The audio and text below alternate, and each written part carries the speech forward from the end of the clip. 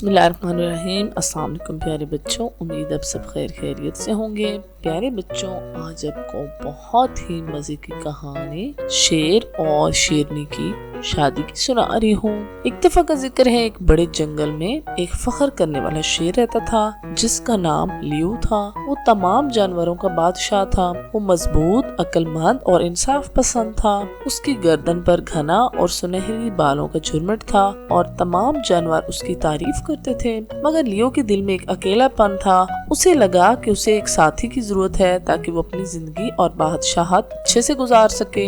एक दिन जब वो जंगल में घूम रहा था तो उसकी नजर एक हसीन शेरनी पर पड़ी जिसका नाम लीला था। लीला अपनी मेहरबानी और खूबसूरती के लिए मशहूर थी। वो नरम दिल मगर बहादुर थी और उसकी मौजूदगी से पूरा जंगल पुरसुकून रहता था। जब लियो ने उसे देखा, उसे यकीन हो गया कि वही उसकी मलका है। लियो अदब से उसके पास गया और कहा, लीला, क्या तुम मेरी मलका बनोगी और मेरे साथ जंगल पर हुकूमत करोगी? लीला ने सोचा और कहा, मुझे सोचने का वक्त चाहिए लियो। लियो ने उसके फैसले का एहतराम किया और उसे वक्त दिया। जब लीला सोच रही थी, जंगल के जानवरों ने शादी के बारे में सरगोशियां शुरू कर दी। हाथी खुशी से चिंगाड़ने लगे, परिंदे फूल इकट्ठे करने लगे और बंदर शोर मचाने लगे कि ये बहुत बड़ा वाकया होगा। सब जानवर लियो और लीला को पसंद करते थे और चाहते थे कि वो खुश रहें। कुछ दिन बाद लीला ने अपना फैसला सुना दिया। इसने लियो से शादी करने पर रजामंदी जाहिर की,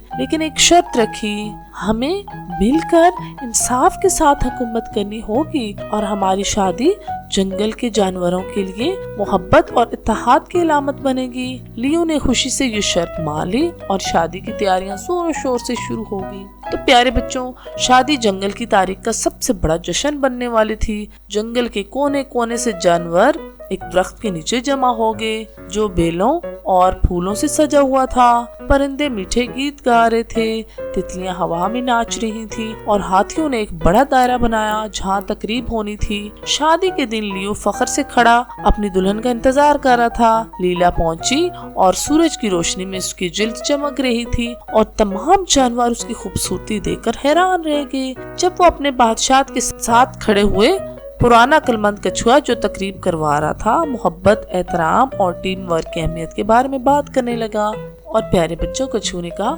जैसे दरख्त को बढ़ने के लिए पानी की जरूरत होती है, इसी तरह शादी को मोहब्बत और समझ की जरूरत होती है। आज हमने सिर्फ लियो और लीला की शादी का जश्न नहीं मना रहे, बल्कि इनका सबक भी सीख रहे हैं कि साथ मिलकर हम मजबूत होते हैं। तकरीब के बाद प्यारे बच्चों, लियो और लीला ने मोहब्बत और इंसाफ के साथ हुकूमत की और हर जानवर की बात सुनते और अमन सुकून को हमेशा कायम रखा। जंगल उनकी क़यादत में खुशहाल हुआ और जानवरों ने सीखा कि मिलकर काम करना और एक दूसरे का एहतराम करना खुशगवार जिंदगी की अलामत है। तो प्यारे बच्चों, आज की कहानी से हमें ये सबक मिलता है कि असल ताकत अकेले ताकतवर होने में नहीं, बल्कि दूसरों के साथ मिलकर मोहब्बत और समझदारी से काम करने में है। तो उम्मीद है प्यारे बच्चों, आज की कहानी आपको बहुत अच्छी लगी होगी। अगर मेरी कहानी अच्छी लगती है तो जल्दी से मेरे चैनल को सब्सक्राइब कर लें, साथ साथ लाइक और शेयर जरूर करें। और नेक्स्ट कहानी तक के लिए प्यारे बच्चों, अल्लाह हाफिज।